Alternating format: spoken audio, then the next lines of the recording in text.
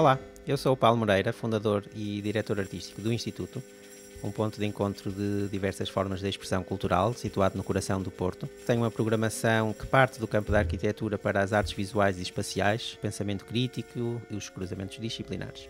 Ao longo desta semana, no âmbito do programa de residência Sound It da Rádio Antecâmara no CCB, vou estar com a Raquel Paz, gestora de projetos e de programação, à conversa com arquitetos, curadores, amigos e cúmplices do Instituto para debatermos ideias e projetos que nos levam a questionar continuamente os limites daquilo que podemos ser e fazer enquanto projeto cultural.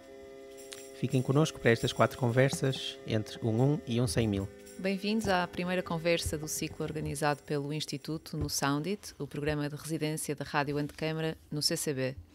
Esta é uma conversa à escala 1-1, ou seja, de 1 para 1. Paulo Moreira, arquiteto e fundador do Instituto, conversa com Pedro Campos Costa, arquiteto e fundador da Galeria Antecâmara. Ambos são espaços expositivos, e não só, diretamente ligados aos seus respectivos ateliês, Paulo Moreira Architectures e CCA Campos Costa Arquitetos. Neste episódio, vamos perceber quais os eixos que guiam os dois projetos e os diálogos que se têm vindo a estabelecer entre eles. Bem-vindos. Começo por uma pergunta para ambos.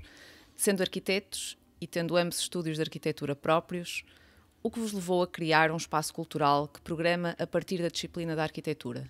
No meu caso específico é uma coisa bastante natural, ou seja, já há uns anos que faço projetos, não diria culturais, diria especulativos, como as Duas Linhas, os Sete Círculos, etc. E depois fui curador da Bienal de Veneza e, portanto, há uma tendência absolutamente natural na minha prática da arquitetura em criar espaços mais especulativos e ligados à cultura.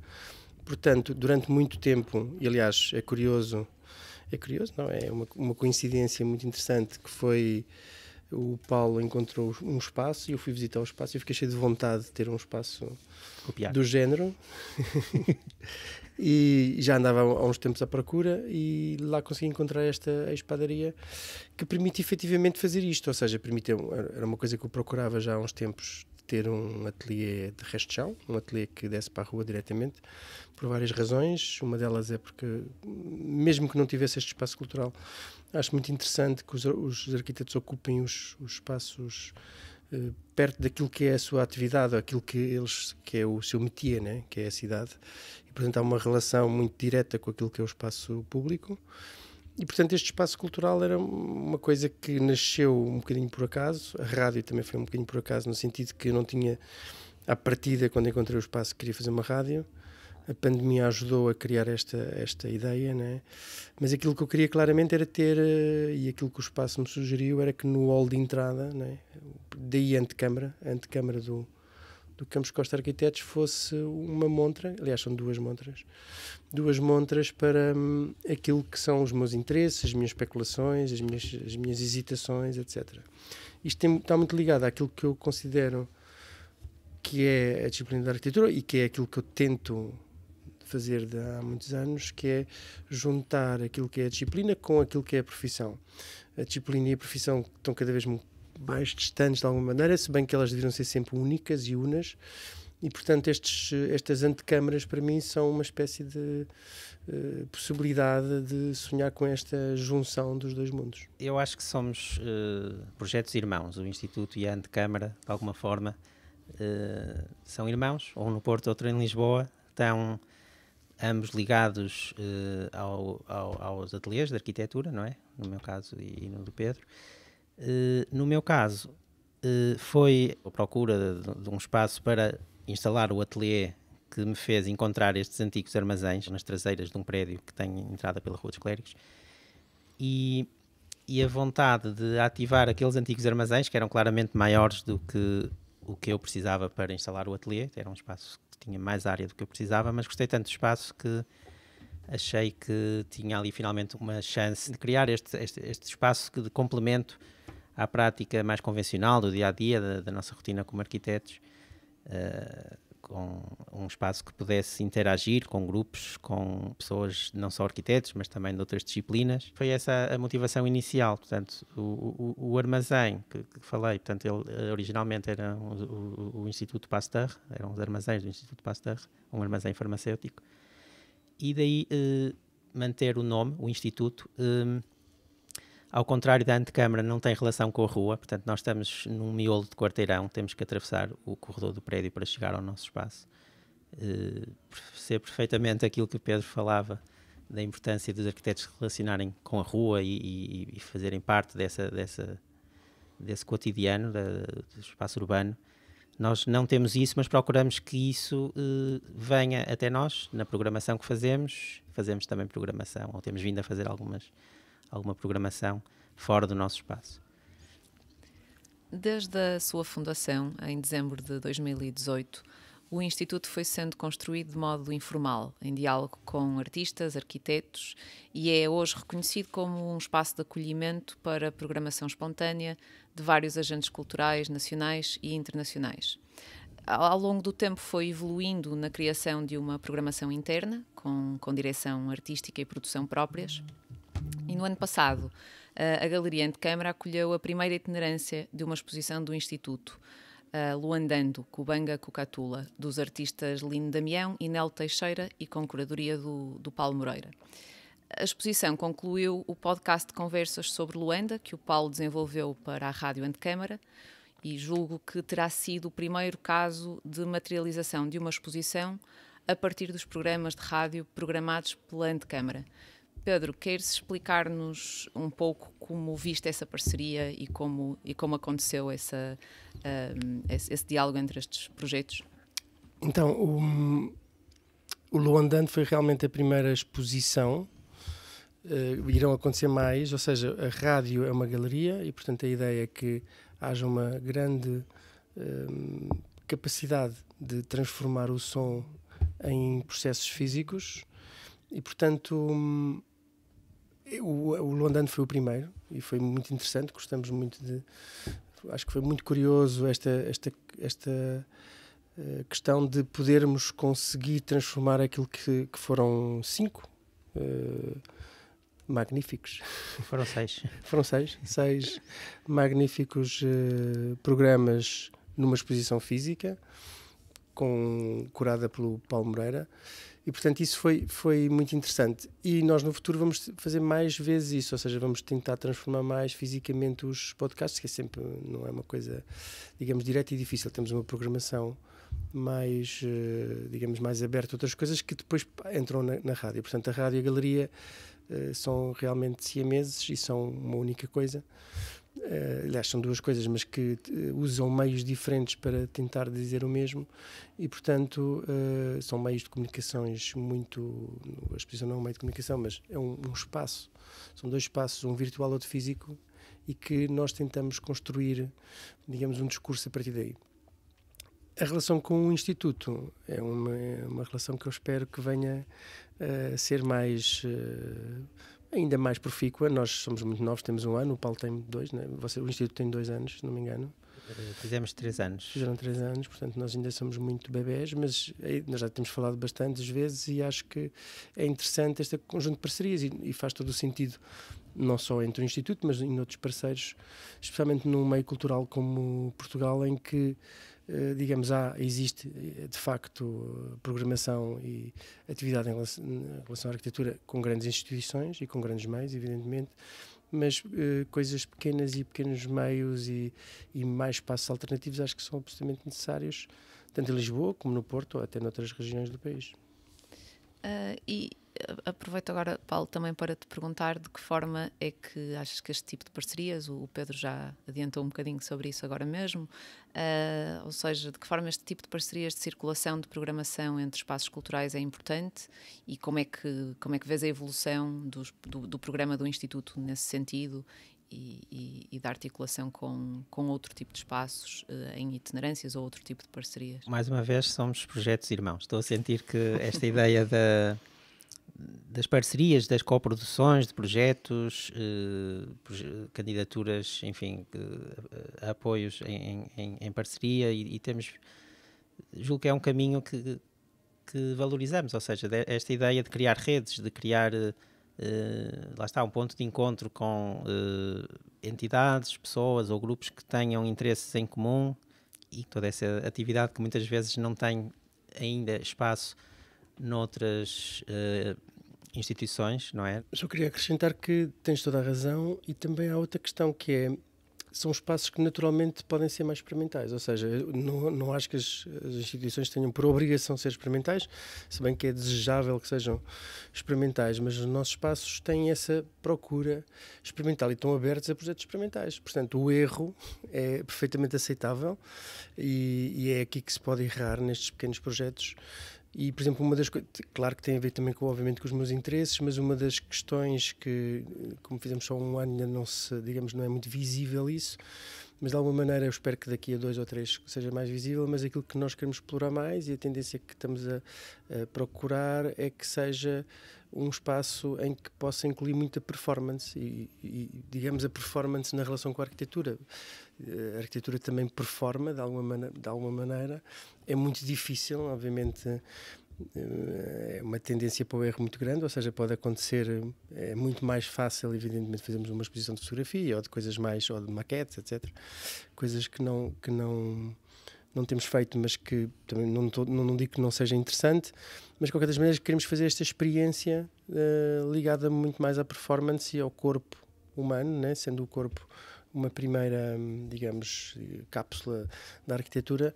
E, por exemplo, no primeiro ano tivemos a Rita Vilhena, que fez uma performance muito interessante, que se chamava A Terra é a Nossa Pele. E agora teremos o Joy, da Alice Joana, que vai fazer um conjunto de conferências e de workshops e uma performance no Largo das Novas Nações, também à volta desta questão das temáticas do corpo na relação com o espaço. O Instituto publica desde 2019 o anuário, onde compila os projetos do ano que passou e promove uma reflexão coletiva sobre aquilo que foi produzido.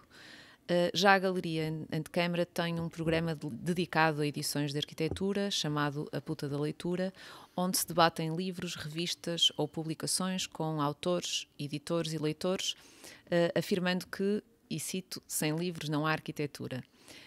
Para uma disciplina eminentemente projetual, como a arquitetura, e para instituições culturais que apresentam peças, instalações e exposições como formatos de pensamento e questionamento, porque é que os livros parecem representar um objeto de reflexão, produção e trabalho tão importante? A ideia de criar o anuário logo no final do primeiro ano foi também este pensamento a longo prazo e imaginar uma coleção, não é? Eu acho que a história do espaço vai sendo compilada, arquivada, no fundo cria-se aqui uma seleção, não é uma compilação de tudo que aconteceu como se fosse uma lista, mas sim uma seleção assumidamente parcial de alguns contributos dos autores e dos projetos que foram passando pelo Instituto no ano anterior, não é?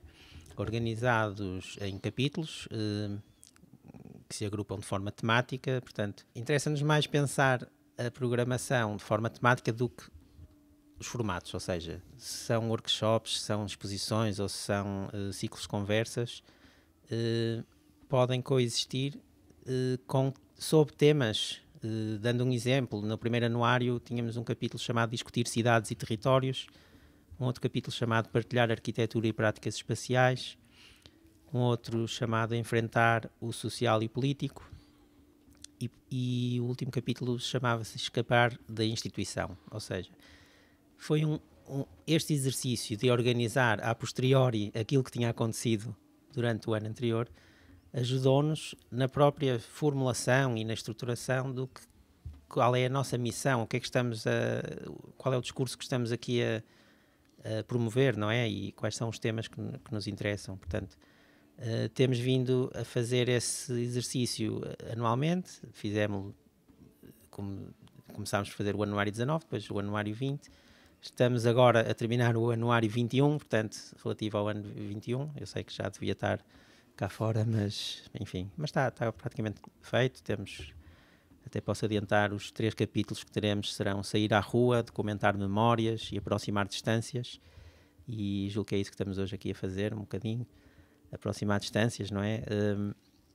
E no fundo entendemos que o anuário é um meio essencial para continuarmos a divulgar e a promover a experimentação, a investigação entre a arquitetura, as artes e todos os seus cruzamentos disciplinares.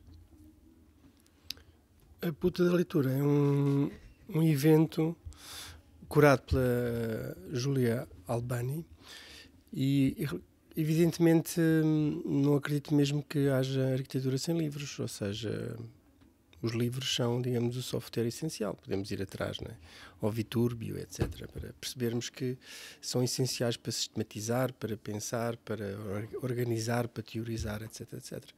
E, portanto, os livros até como forma de expandir não só conhecimentos, mas também de relacionar-se e de perceber-se o que é que andamos a fazer.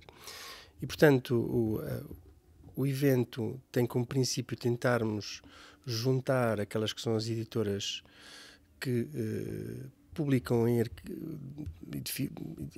livros sobre arquitetura, quer dizer, estava a hesitar porque nem todas realmente editam arquitetura, mas às vezes têm temáticas que são muito tangentes e muito interessantes à arquitetura, mas são editoras muito, muito interessantes e algumas delas, ou se calhar a grande maioria, nem sequer estão representadas em Portugal.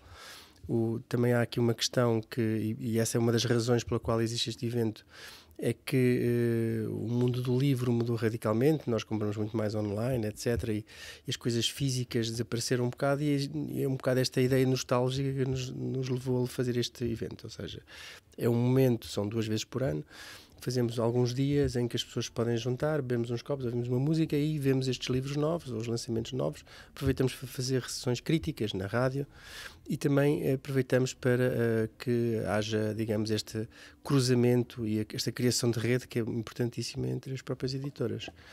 Portanto, é um evento que para nós é muito querido e que nós vamos repeti-lo, vou já aqui anunciar, vamos voltar a fazê-lo agora em setembro, penso que, se não me engano, 26 de setembro, ou um bocadinho antes, 23 de setembro, até 30 de setembro. Agora vamos fazer esta terceira edição, vamos fazer mais longa, porque percebemos pelas outras que tivemos muita afluência, muita adesão, o que significa também que as pessoas têm alguma necessidade de, apesar de tudo, de estarem fisicamente com outras pessoas e tocarem nos livros e verem os livros, etc. O projeto não comercializa também os livros, mas não é esse o principal objetivo. Inclusivamente nós temos só 3 livros de cada editora e, portanto, se eles acabarem, as pessoas podem sempre, no fundo, conhecer o livro e depois comprar mais tarde. É este, digamos, o grande objetivo. Portanto, o objetivo é que as pessoas se encontrem e que bebam um copo com um bom livro à frente. Outro formato que é comum aos 2 espaços, o Instituto e a Antecâmara, são os ciclos de conversas. O Instituto organiza 3 ciclos anuais, a Quinzena, o WIP e o Expedition, para além de outros que vão surgindo de forma mais ou menos espontânea e que complementam a programação anual. A Antecâmara é, como sabemos, uma galeria e uma rádio com uma atividade intensa, ou seja, parece-me que este formato tem uma presença estrutural em cada um dos vossos espaços. O que vos leva mais uma vez a organizar conversas, com quem querem dialogar e sobre que temas e para que público? Bom, o formato de conversa é algo que exige menos logística e meios do que outros formatos, como uma exposição, não é? Então, interessou-nos desde o início explorar esse formato, juntar pessoas com interesses em comum e, enfim, debater ideias, etc. E dessas conversas têm surgido muitos projetos e neste ciclo de conversas nós vamos ter 3 episódios onde isso vai ser evidente, ou seja, há uma continuidade da relação que se vai criando de ano para ano com as pessoas que vão passando pelo Instituto. Para mim, pensar esses ciclos de conversas é um bocadinho como fazer um projeto de arquitetura, porque eu gosto de trabalhar a partir do contexto, da história. Fui pesquisar e perceber qual era a história do edifício onde nós estamos instalados e a Quinzena surgiu ao descobrir que o projeto do arquiteto Júlio de Brito, em 1955, o projeto para o Instituto Pasteur, foi submetido no dia 21 de janeiro de 55 e aprovado 15 dias depois, 7 de fevereiro, pela Câmara Municipal do Porto. Isto pareceu-me que merecia uma celebração anual, um projeto submetido e aprovado em 15 dias, algo que é realmente extraordinário. E, portanto, agora, anualmente, organizamos um ciclo, exatamente entre estas datas de 21 de janeiro e 7 de fevereiro, onde cultivamos o diálogo entre práticas de arquitetura, de cultura urbana, enfim, práticas espaciais mais genericamente. O Expedition, mais uma vez, é um ciclo que surge pela pesquisa da história do edifício. Novamente, na planta do arquiteto Júlio de Brito, ficamos assim bastante cativados com a palavra expedição, que aparecia no hall, que é um hall bastante avantajado, com uma sala, enfim, que tem uma dimensão para acolher eventos e conversas, e consta na legenda dessa planta original de 55 a palavra expedição. Pronto, obviamente seria onde o quer que fosse ali armazenado era expedido para não sei para onde, mas surgiu esta ideia de criar um ciclo que remete para as especificidades de lugares concretos, próximos ou distantes, ou seja, convidamos investigadores, paisagistas, urbanistas, curadores, pessoas que tenham algum trabalho já mais estabelecido, mais através de publicações, ou, por exemplo, temos digo mais estabelecido comparativamente à quinzena, onde temos servido de plataforma mais para as gerações mais emergentes, já julgo. No Expedition estamos a criar ali uma partilha de projetos sobre lugares concretos. É também uma forma que me interessa de aprender e de discutir temas maiores a partir do particular. Depois acho que é interessante essa ideia de ouvir quem está a trabalhar sobre espaços ou lugares muito específicos e concretos. E por fim o IP, que é a série mais rebelde, porque não tem datas fixas, não vai acontecendo conforme, até aproveitando por vezes a passagem pelo Porto de pessoas ou visitas de estudo, vamos apanhando alguns grupos ou convidados que nos interessa ouvir. Por vezes convidamos alguém a fazer a curadoria de uma série de 3 ou 4 sessões do IP. Pronto, é uma série mais rebelde, menos pensada se calhar, mas também nos interessa manter um bocadinho essa espontaneidade. Pedro, e antecâmara, ou seja, repetindo, com quem querem dialogar, sobre que temas e para que público ou públicos? A rádio é muito eclética, ou seja, tens um bocadinho de tudo, e fizemos questão de ser assim. Não são só conversas, são também, por exemplo, há um programa que eu gosto muito que é Entrevistas Póstumas. Poderia ser realmente uma entrevista, mas não é. Eu acho que é mais um paper, se quiserem. É muito interessante ouvirmos estes grandes arquitetos que já morreram serem novamente entrevistados de uma outra perspectiva, mas a dizerem se calhar coisas que já nos esquecemos entretanto que eles diziam, e portanto é muito interessante. E por exemplo este meio de comunicação é interessantíssimo. Eu depois da manhã vou a uma apresentação do ISCTE de doutoramento, em que eles estão a usar, um bocado influenciados aqui pela rádio, estão a usar o som para fazer artigos de papers, portanto. E portanto já ouvi alguns e são muito interessantes, e portanto este meio de comunicação que é o som pode realmente ser usado de outras formas, não só aquela coisa clássica das entrevistas ou dos debates, também que a maioria, obviamente, na rádio é sobre isso. Mas temos estes programas, mas depois temos programas muito bonitos, como por exemplo as Janelas Entaipadas, que são descrições de paisagens escritas por João Nunes, que é maravilhoso, e que são poemas, né, em que nós podemos relaxar e ouvir. Temos coisas também tão interessantes como a Topinia Musical, que são a partir das ruas. Eu por acaso não sabia, mas a Joana Rol, que é pianista, sabe isto muito bem. Temos imensas ruas com nomes de pianistas não de músicos, desculpem. E portanto ela faz um programa por cada rua, explica um bocadinho o que é essa rua e depois mostra a música. É um ótimo programa de domingo. Eu ouvi todos os domingos, ouvia sempre um programa e é muito interessante. E depois tem-se, por exemplo, as 19 Finestra, que são um programa que eu diria que são quase é da Luciana Fina, são, aliás, é resultado de uma peça que ela teve no museu, e portanto é uma espécie de obra de arte. São várias pessoas em várias línguas a dizerem o que vem das suas janelas. O Novel for Architecture, que saiu há pouco tempo do Naren Karim, que é sírio, são pequenas conferências, são um conjunto de 5 pequenas conferências sobre o trabalho dele e sobre as suas inquietações, etc. Portanto, temos um leque muito variado, que o diálogo não tem obrigatoriamente de ser feito dentro do meio de comunicação, mas obviamente aquilo que nós queremos é ativar e melhorar a qualidade ou o conteúdo, se quiser, sobre a arquitetura. Esta ideia da rádio surgiu, eu já disse várias vezes publicamente, vou dizer mais uma vez, mas que é interessante porque é uma coisa muito pouco, digamos, glórica, né? Ou heroica, se quiserem.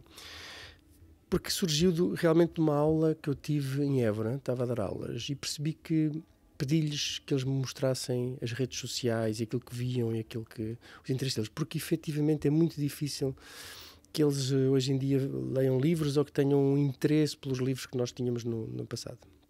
Isto obviamente não desculpa nada, mas eu estava tão, se quiserem, desesperado ou tão ansioso por perceber qual é que eram as referências deles, que lhes pedi incessantemente, houve ali bastante resistência, tive que fazer ali alguma troca de garalhetes, tive que lhes mostrar os meus Instagrams e aquilo que eu vejo nas redes sociais, etc.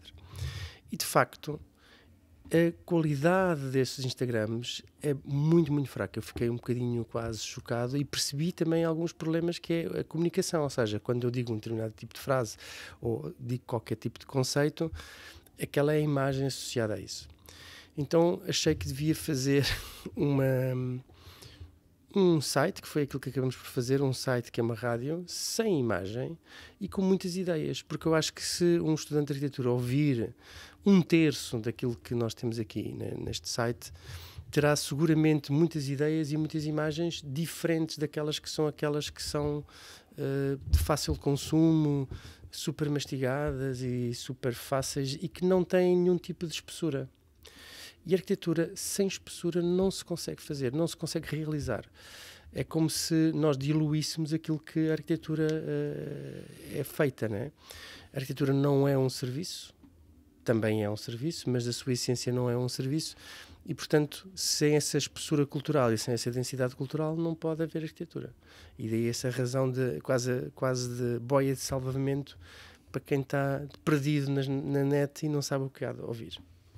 Sim, também há a questão do tempo, não é? O som Sim. tem um tempo que a imagem, exatamente. Hoje sobretudo, não tem.